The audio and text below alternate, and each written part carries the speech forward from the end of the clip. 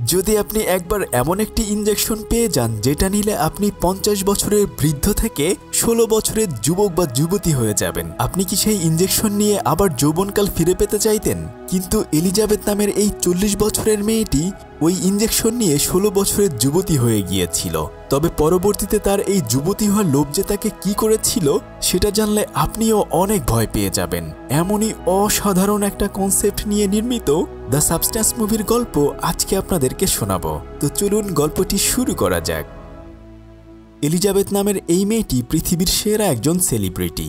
দেশ থেকে বিদেশ পর্যন্ত সব জায়গায় তার সুনাম ছড়িয়ে রয়েছে। তার নামে এলিজাবেথ স্পার্কল সড়কের নামও দেয়া হয়েছে। এভাবেই অনেকটা বছর পেরিয়ে যায়। তার বয়সটাও এখন বেড়ে গিয়েছে, আর আস্তে আস্তে করে মানুষজন তার নামটাও ভুলে যেতে শুরু করেছে। তবে এখনও সে একটা কোম্পানির মডেল হিসেবে কাজ করে।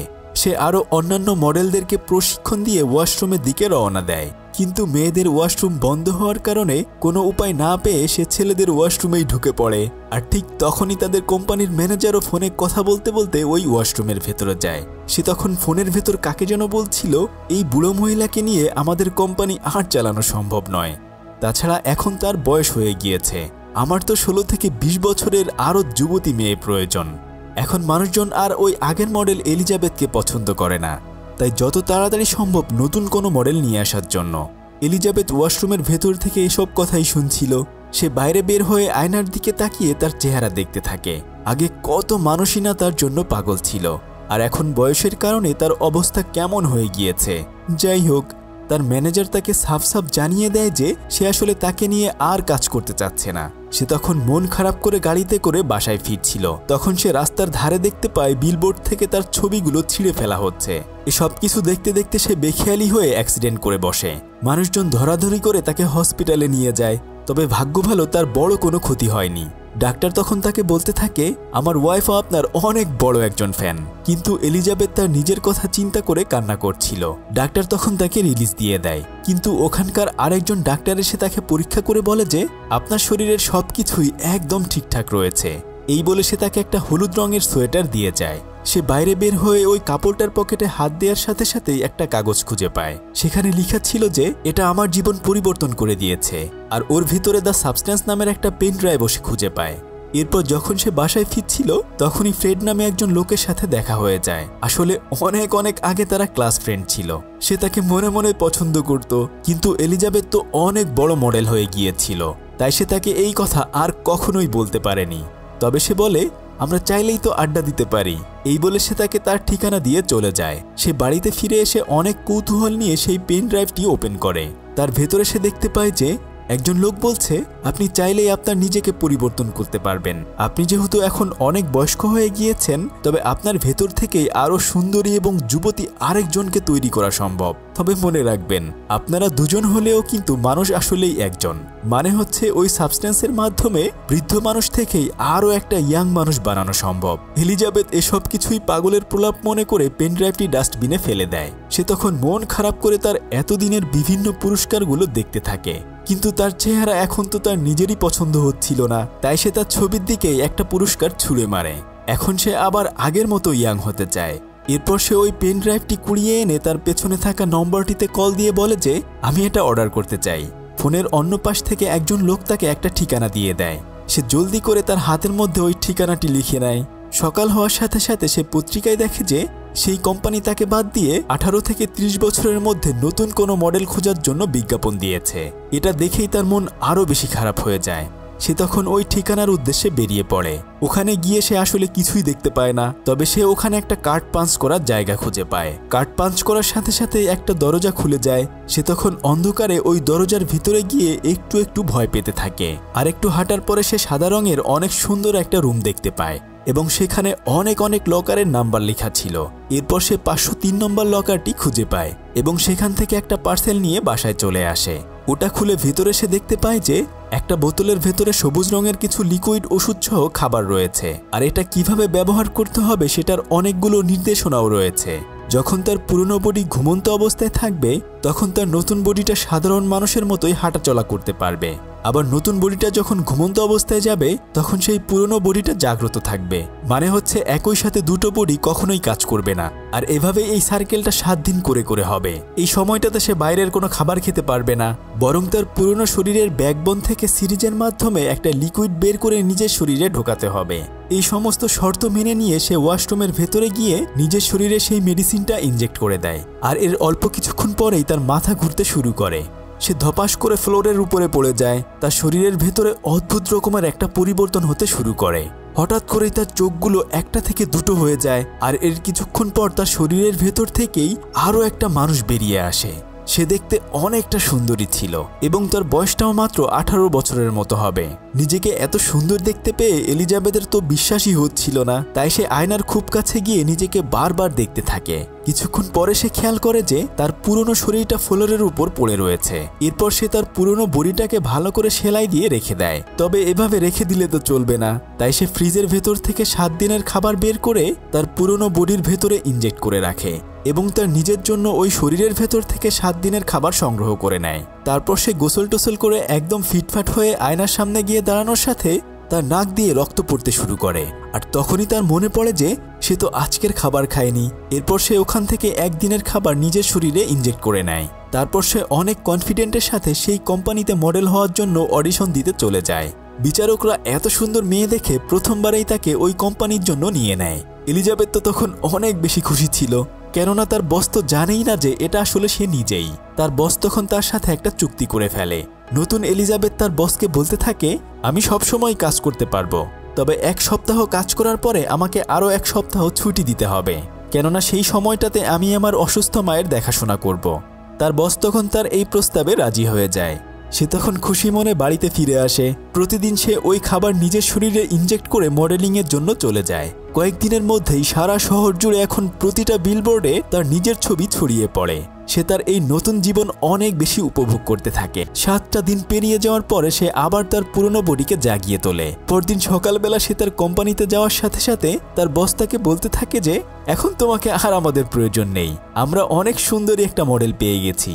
এই বলে সে তার সমস্ত জিনিসপত্র তার হাতে ধরিয়ে দেয়। সে বাড়িতে ফিরে এসে আবার সেই কোম্পানির একটা পার্সেল খুঁজে পায়। যেহেতু 7 দিনের খাবার শেষ হয়ে গিয়েছে, তাই সে আবার সেখানে নতুন খাবার আনার জন্য যায়। 7 দিন পার হওয়ার সাথে সাথে সে আবার তার নতুন শরীরকে জাগিয়ে তোলে। এতটা দিন পর আবার সে নতুন শরীরে আসতে পেরে অনেক বেশি খুশি ছিল। কিন্তু এভাবে ঘরের মেঝেতে তার পুরনো শরীর পড়ে থাকলে যে কোনো সময় বিপদ হতে পারে, তাই সে দেয়াল ভেঙে একটা জায়গায় তার পুরনো শরীর রাখার ব্যবস্থা করতে থাকে। আসলে দেয়াল ভাঙার কারণে অনেক বেশি শব্দ হচ্ছিল, তাই তার প্রতিবেশী চিৎকার করতে করতে এসে তার দরজায় ধাক্কা দিতে থাকে। কিন্তু সে যখন দরজা খুলে এত সুন্দর মেয়ে দেখেই তো বেচারা একদম গলে যায়। নতুন এলিজাবেথ তখন বলে যে আসলে এই বাসায় যে মহিলা থাকতো উনি চলে গিয়েছে, আমি এখানকার নতুন ভাড়াটিয়া, আমার নাম সু। তখন ওই লোকটি তাকে কিছুই বলে না, এমনকি বলে যে আমি তো আপনার প্রতিবেশী, তাই যে কোনো সময় যে কোনো প্রয়োজন হলেই অবশ্যই আমাকে নক করবেন। এরপর সে তার নিজের বডিটাকে টেনে সেই নতুন রুমের ভেতরে রেখে দেয়। কিছুক্ষণ পর সে তার পুরনো ছবি ফেলে দিয়ে তার নিজের ছবি ওখানে টানিয়ে দেয়। এভাবে আস্তে আস্তে তার দিনকাল ভালোই কাটতে থাকে। সেও এখন অনেক নামি দামি মডেল হয়ে গিয়েছে। আর এর অল্প কিছুদিনের মধ্যেই চারিদিকে তার সুনাম ছড়িয়ে পড়ে। বলতে গেলে প্রতিদিনই তার শো থাকে। আর তার বস তাকে নিয়ে অনেক অনেক বেশি খুশি ছিল, কেননা তাদের কোম্পানির টিআরপি তার কারণেই অনেক বেড়ে গিয়েছে।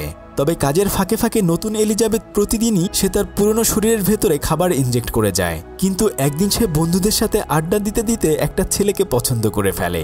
সেই ছেলের সাথে সে যখন টাইম কাটাচ্ছিল, অন্যদিকে তার পুরনো শরীরের খাবার শেষ হয়ে যাচ্ছিল। আর ঠিক তখনই তার মুখ দিয়ে রক্ত বের হতে শুরু করে। সে অনেক কষ্টে ওখান থেকে অতি দ্রুত বাসায় ফিরে আসে। তারপর সে তাড়াতাড়ি করে পুরনো বডিকে ইনজেক্ট করে জাগিয়ে তোলে। সে বাইরে এসে দেখতে পায় যে নতুন এলিজাবেথ এই পুরো বাসাটা একদম নোংরা করে রেখেছে। তবে হঠাৎ করে সে খেয়াল করে যে তার ডান হাতের একটা আঙ্গুল নষ্ট হয়ে গিয়েছে। এটা দেখেই সে অনেক বেশি ভয় পেয়ে যায়। তারপর সে দ্রুত করে বেসিনে গিয়ে বারবার হাত ধুয়েও সেটা সে ঠিক করতে পারে না।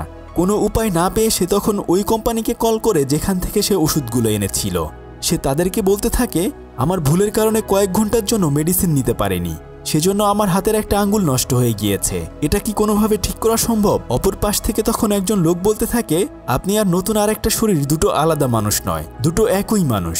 তাই আপনি যখন নতুন শরীরে কোনো ভুল করবেন সেটা আপনার পুরাতন শরীরেও প্রতিফলিত হবে, আর যা হয়ে গিয়েছে তা আর কখনোই ঠিক করা সম্ভব হবে না। যাই হোক, সে আর কোনো উপায় খুঁজে পায় না। যখন সে তার ঘর পরিষ্কার করছিল আর ঠিক তখনই তার দরজায় কলিং বেল বেজে ওঠে। দরজার কাছে গিয়ে সে দেখতে পায় যে তার সেই প্রতিবেশী তাকে ডিনারের জন্য ইনভাইট করার জন্য এসেছে। তবে সে তো এখন দরজা খুললেই ধরা খেয়ে যাবে, তাই সে আর তখন দরজা খুলে না। ঘরের ভিতরে এসে সে দেখতে পায় যে তার নতুন শরীর এখন অনেক বড় মডেল হয়ে গিয়েছে এবং টিভিতে সবসময় তাকেই সে দেখতে থাকে। নিজেকে এভাবে দেখে সে একটু একটু খুশি হয়। এরপর সে আবার সেই ঠিকানায় চলে যায় নতুন খাবার নিয়ে আসার জন্য। সে তার খাবার নিয়ে এসে একটা রেস্টুরেন্টের ভেতরে খেতে বসে, আর ঠিক তখনই সে একজন বৃদ্ধ লোককে দেখতে পায়। ওই বৃদ্ধ লোকটি তাকে জিজ্ঞেস করতে থাকে, কি আপনার নতুন শরীর কি আপনাকে এখনো খেয়ে ফেলতে শুরু করেনি, আর আপনার শরীরে কি কোনো ধরনের পরিবর্তন হচ্ছে কিনা। কিন্তু এলিজাবেথ আসলে তার কোনো কথাই বুঝতে পারে না। এই বৃদ্ধ লোকটি আসলে সেই হসপিটালের যুবক ডাক্তারই ছিল। এলিজাবেথ তখন এই কথা শুনে ওখান থেকে ভয়ে ভয়ে খুব দ্রুত করে বেরিয়ে চলে আসে। সে যখন বাসায় ফিরছিল আর ঠিক তখনই নতুন এলিজাবেথের বয়ফ্রেন্ডের সাথে তার দেখা হয়ে যায়। কিন্তু ওই ছেলেটা তাকে তো আর চেনে না। ছেলেটা তাকে বৃদ্ধা মহিলা বলে গালি দিয়ে ওখান থেকে চলে যায়। সে বাসায় ফিরে এসে চারদিকে নতুন এলিজাবেথের পোস্টার দেখে। একটু একটু তখন সে হিংসা করতে থাকে। এরপর সে ফ্রেড নামের সেই স্কুল ফ্রেন্ডকে কল দিয়ে বলে যে আজকে রাতে তুমি ফ্রি থাকলে তাহলে তোমার সাথে ডিনার করা যাবে। তখন ওই লোকটিও রাজি হয়ে যায়।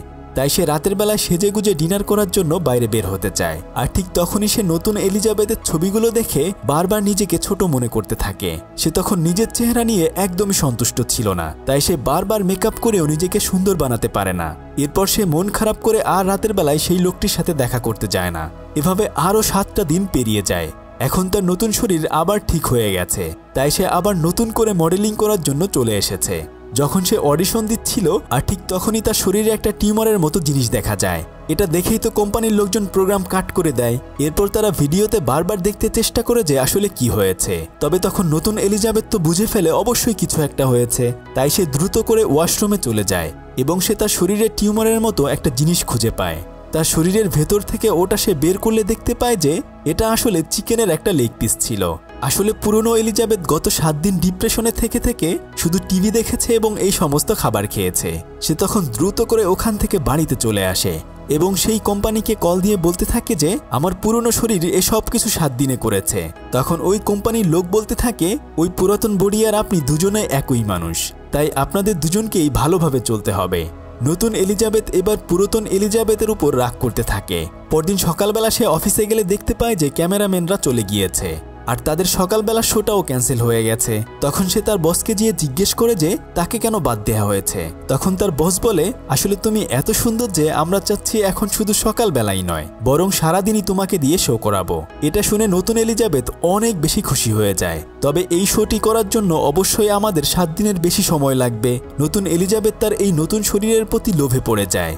তাই 7 দিন পার হওয়ার পরেও সে তার পুরনো বডিকে কোনো ধরনের খাবার ইনজেক্ট করে না, বরং সে ওই পুরাতন বডি থেকে প্রতিদিন তার নিজের জন্য খাবার নিয়ে নেয় এবং অনেক দিন পরে সে তার পুরনো বডিকে খাবার দেয়। তখন তার পুরনো শরীর জেগে উঠলেই দেখতে পায় যে সে আসলে অনেক বেশি বৃদ্ধ হয়ে গেছে আর তার চেহারা আগে যতটা না সুন্দর ছিল তার চেয়েও আরও অনেক অনেক খারাপ হয়ে গেছে। এটা দেখেই সে একদম ভয় পেয়ে যায়। এরপর সে ওই কোম্পানির লোকদেরকে কল দিয়ে সব কিছু বলে, কিন্তু ফোনের ওপাশ থেকে বলতে থাকে যে আপনার নতুন শরীর তার রূপ যৌবনের নেশায় পড়ে গিয়েছে আর সেটা আলাদা কেউ না বরং আপনি নিজেই। তাই আপনি যদি চান এখান থেকে এটা বন্ধ করতে পারেন। আর তখন এলিজাবেথ জিজ্ঞেস করে আমি আগে যেমন ছিলাম তাহলে কি অমন হতে পারবো। কিন্তু তখন তাকে বলা হয় যে এখন আপনি যেমন বৃদ্ধ হয়ে রয়েছেন ঠিক এমনই থাকবেন আর আগের মতো হতে পারবেন না, কেননা আপনাকে আগেই বলেছি একবার যা হয়ে যাবে তার কখনোই পরিবর্তন করা যাবে না। এটা শুনে বৃদ্ধ এলিজাবেথ অনেক বেশি চিন্তায় পড়ে যায়। এখন তার শরীরটাও ভালো মতো কাজ করছিল না, তার একটা পা অবশ হয়ে গিয়েছে। সে তার ইচ্ছা মতো সেটা নাড়াচাড়াও করতে পারে না। কিন্তু সারাদিন ঘরে বসে বসে সে তার নতুন শরীরের টিভি শোগুলো দেখতে থাকে। তাকে নিয়ে সবসময় কোনো না কোনো ইন্টারভিউ হতে থাকে আর এসব কিছু টিভিতে দেখে পুরাতন এলিজাবেথ রাগে জ্বলতে থাকে। সে তখন রাগ করে যেসব খাবার দাবার খাওয়া উচিত নয় সেসব খাবার রান্না করতে শুরু করে দেয়, কেননা তার পুরাতন শরীর সবসময় ডিপ্রেশনের মধ্যে ছিল আর অন্যদিকে তার নতুন শরীর সারা পৃথিবী এনজয় করে চলেছে। তাই সে রাগ করে চিকেন থেকে শুরু করে তার যা যা ইচ্ছে সব কিছু খেয়ে ফেলে। এভাবে আরও 7টা দিন পেরিয়ে যায়। 7 দিন পরে যখন তার নতুন শরীর জেগে ওঠে তার পুরনো শরীর সারা ঘর অনেক বেশি নোংরা করে রেখেছে। এখন তো তার পুরনো শরীরের উপর তার নিজেরই রাগ হতে শুরু করে। সে তখন রাগ করে তাকে কোনো খাবার না দিয়ে বরং সেই শরীরের ভেতর থেকে তার নিজের জন্য অনেক অনেক খাবার একই সাথে সংগ্রহ করে রেখে দেয়। এরপর সে নতুন বছরের প্রোগ্রামের শোয়ের জন্য রেডি হয়ে যায়। এভাবে আরও বেশ কয়েকটা দিন পেরিয়ে যায়। যখন সে তার শরীরের খাবার ইনজেক্ট করতে যায়, সে খেয়াল করে যে খাবারগুলো নষ্ট হয়ে গেছে। এখন তো অনিচ্ছা থাকা সত্ত্বেও তার পুরনো শরীরকে জাগিয়ে তুলতে হবে, কিন্তু সে চাচ্ছিল না কোনোভাবেই তার পুরনো শরীর জেগে উঠুক। তাই সে এমন কোনো উপায় রয়েছে কিনা সেটা জানার জন্য কোম্পানিতে কল দেয়। কিন্তু কোম্পানি তখন বলে দেয় যে আপনি আপনার পুরনো বডি ছাড়া কোথাও কোনো খাবার পাবেন না। আর তখনই সে মাথা ঘুরে নিচে পড়ে যায়। তবে অনেক কষ্ট করে সে তার পুরনো শরীরের কাছে গিয়ে আবার তাকে জাগিয়ে তোলে। তবে অদ্ভুত বিষয় হচ্ছে, ওই দিন সে তার নতুন বয়ফ্রেন্ডকে তার ফ্ল্যাটে নিয়ে এসেছিল। পুরনো শরীর জেগে উঠে ওয়াশরুমে বিকট ধরনের শব্দ করে। তার বয়ফ্রেন্ড কি হয়েছে সেটা দেখার জন্য ওয়াশরুমে ধাক্কা দিতে থাকে। কিন্তু একটু পরেই এলিজাবেথ খেয়াল করে যে তার পুরনো শরীর এখন একটা ভয়ঙ্কর দৈত্যের মতো হয়ে গিয়েছে, কেননা নতুন এলিজাবেথ কয়েকদিন ধরেই তাকে খাবার দেয়নি, সেজন্য তার অবস্থা এমন হয়েছে। এভাবে বাইরে বের হলেই তো সে ধরা খেয়ে যাবে, তাই সে তার নতুন বয়ফ্রেন্ডকে চলে যেতে বলে। বেচারা তো বড় মানুষের এমন কণ্ঠ শুনে ওখান থেকে ভয়ে পালিয়ে যায়। অনেক কষ্ট করে বাইরে বের হয়ে সে কোম্পানিকে আবার কল দিয়ে বলতে থাকে, আমি নিজেকে এখানেই বন্ধ করতে চাই। তখন ওই কোম্পানির লোক বলে, আপনি কিন্তু এখন যেমন রয়েছেন সারা জীবন এমনই থাকবেন, আর আগের শরীর ফিরে পাবেন না। এলিজাবেথ তখন কোনো কিছুই না শুনে বলে দেয় যে যাই হোক না কেন আমি এটা এখানেই বন্ধ করতে চাই। তখন ওই কোম্পানির লোক বলে, আপনি তাহলে সেই ঠিকানায় চলে এসে এটা শেষ করার জন্য আরও একটা ইঞ্জেকশন নিয়ে যান। পুরাতন এলিজাবেথ তখন ওখানে চলে যায় সেটা আনার জন্য। সে ওই ওষুধ নিয়ে বাড়িতে ফিরে এসেই রাগে দুঃখে তার নতুন শরীরকে টেনে বাইরে বের করে আনে। এরপর সে টার্মিনেশন কিট ওই শরীরের ভেতরে ইনজেক্ট করে দেয়। কিন্তু তখনই তার মনে পড়ে যায় যে নতুন বছরের শো হলে সে আরও অনেক বেশি পরিচিতি পাবে। আর তার ঘরের ভেতর সে একটা গোলাপ ফুলের বুকি দেখে সিদ্ধান্ত নেয় যে সে তার নতুন শরীরকে আবার জাগিয়ে তুলবে। তাই সে ওই টার্মিনেশন কিট অর্ধেক শেষ করার পরে আবার নতুন শরীরকে জাগিয়ে তোলে। এখন দুজন জেগে ওঠার পর একে অপরকে দেখেই তারা অনেক বেশি ভয় পেয়ে যায়। তখন নতুন শরীর বুঝতে পারে যে তার পুরনো শরীর তাকে মেরে ফেলতে চাচ্ছে। তাই সে ওই টার্মিনেশন কিটের বাকি অর্ধেক তার পুরনো বডিতে ইনজেক্ট করে সেটাকে মেরে ফেলতে চায়। আর এর কিছুক্ষণ পরেই দুজনের মধ্যে অনেক মারামারি লেগে যায়। তারা তখন একে অপরকে মেরে ফেলতে চাচ্ছিল। অনেক কষ্ট করে পুরনো এলিজাবেথ নতুন এলিজাবেথকে একটা রুমের ভেতরে আটকে দেয়, কিন্তু তার শরীরে তো অনেক বেশি শক্তি ছিল। সে বেশ কিছুক্ষণ পরেই ওই রুমের দরজা ভেঙে বাইরে বের হয়ে আসে আর তার পুরনো শরীরকে মেরে অনেক বেশি আহত করে ফেলে। তবে সে ওখান থেকে জীবন নিয়ে পালাতে গেলেও নতুন এলিজাবেথ তাকে নৃশংসভাবে মারতে মারতে ওখানেই একদম শেষ করে দেয়। আর তখনই তার হুঁশ ফিরে আসে। সে আসলে এটা কি করেছে? সে তো তার নিজেকেই মেরে ফেলেছে। এখন তো সে নিজেও বিলীন হয়ে যাবে। কিন্তু তবুও ভাইরাল হওয়ার নেশা তাকে পেয়ে বসেছিল। ওই প্রোগ্রামে অংশগ্রহণ করার জন্য সে সেখানে চলে যায়। কিন্তু কিছুক্ষণ পরেই সে কাশতে কাশতে অসুস্থ হয়ে পড়ে এবং দ্রুত করে ওখান থেকে ওয়াশরুমে এসে দেখতে পায় যে তার মুখ থেকে একটা দাঁত খুলে পড়ে গেছে। এরপর একে একে তার আরও কয়েকটা দাঁত খুলে যায়। কিন্তু অন্যদিকে তার প্রোগ্রাম শুরু করার জন্য বাইরে থেকে তাকে ডাকতে থাকে। তখন সে মুখ ধুয়ে ওভাবেই বাইরে বের হয়ে আসে এবং তার বসের সাথে দেখা হয়ে গেলে তার বস তাকে বলতে থাকে, দেখো তোমাকে দেখার জন্য কত কত মানুষ এসেছে। কিন্তু সে তখন কোনো ধরনের কথা বলছিল না। সে চুপচাপ করে ওখানে দাঁড়িয়ে থাকে, কেননা সে কথা বললেই তো তার দাঁতগুলো দেখে সবাই এটা বুঝে ফেলবে এলিজাবেথ যে কোনোভাবে এখান থেকে এখন পালিয়ে যেতে চাচ্ছিল। যখন সে লিফটের কাছে আসে তখন সে খেয়াল করে যে তার হাতের নখগুলো খুলে পড়ছে, এমনকি তার কানগুলোও ছিঁড়ে গিয়েছে।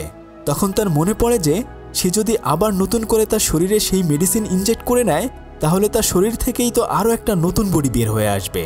তাই সে বাসায় ফিরে এসে সেই ইনজেকশনটা নিজের শরীরে ইনজেক্ট করে নেয়।